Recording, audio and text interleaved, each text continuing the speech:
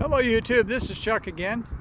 It's Thursday the 29th, and I'm coming to you from the Ajo Gibson Volunteer Fire Department, which is the fire department in Ajo, and we'll talk a little bit about why they call it that. But I wanted to shoot you a little video on this. They have a rather unique truck, and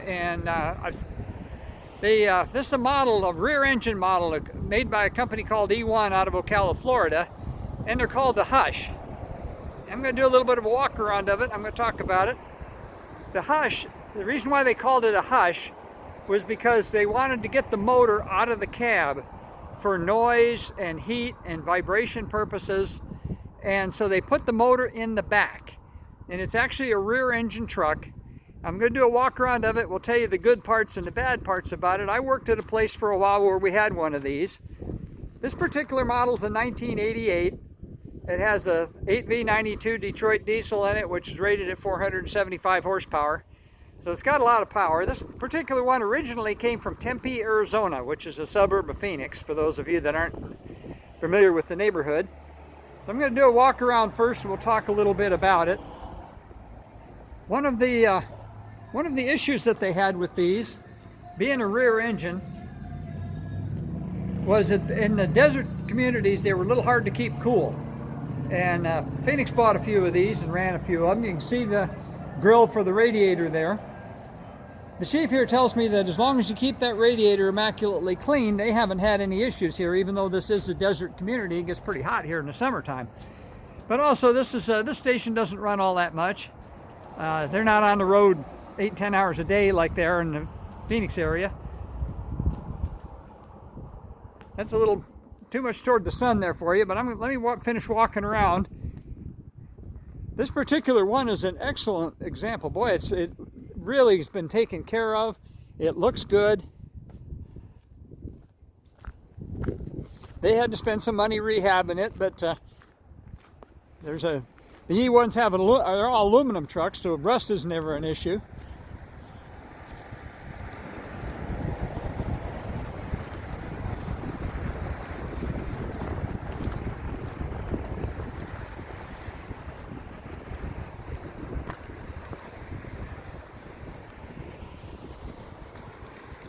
Anyway, a couple of the issues they had with these things is, number one, if you notice how much of an overhang there is behind the rear wheels, if you went through a dip or something, they had kind of a tendency to drag.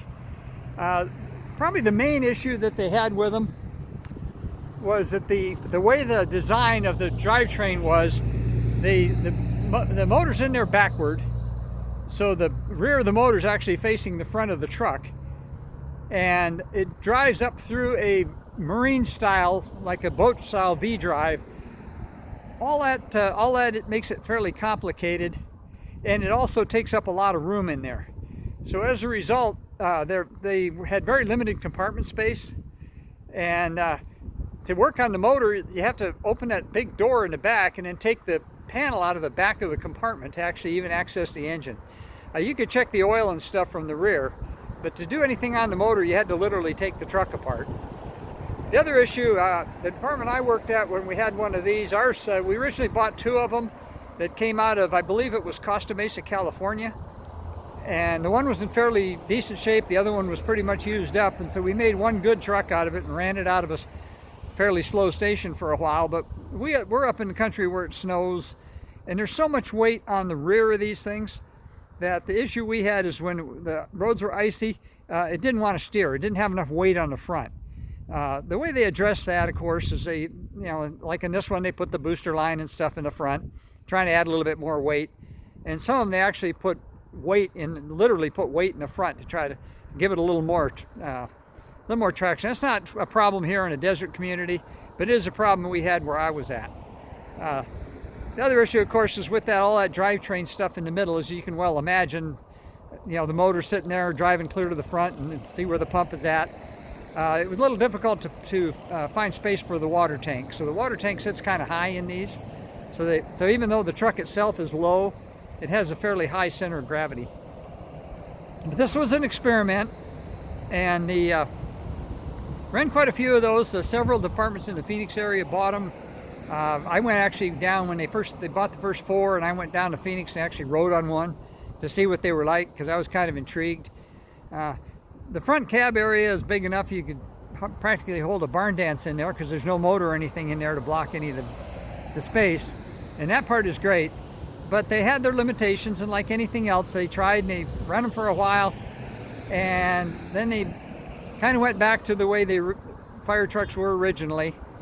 But this is probably the best living example of a Hush that I've seen. It's, like I said, it's a 1988 model.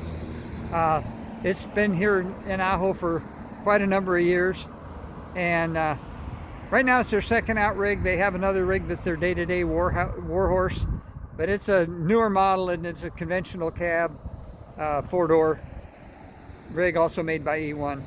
But I thought you'd get a kick out of seeing this. It's a very, very well preserved example of this, and you don't see too many of them. This is the first one I've seen that's still in service in quite a while. So with that, I'll let you go for now on this one.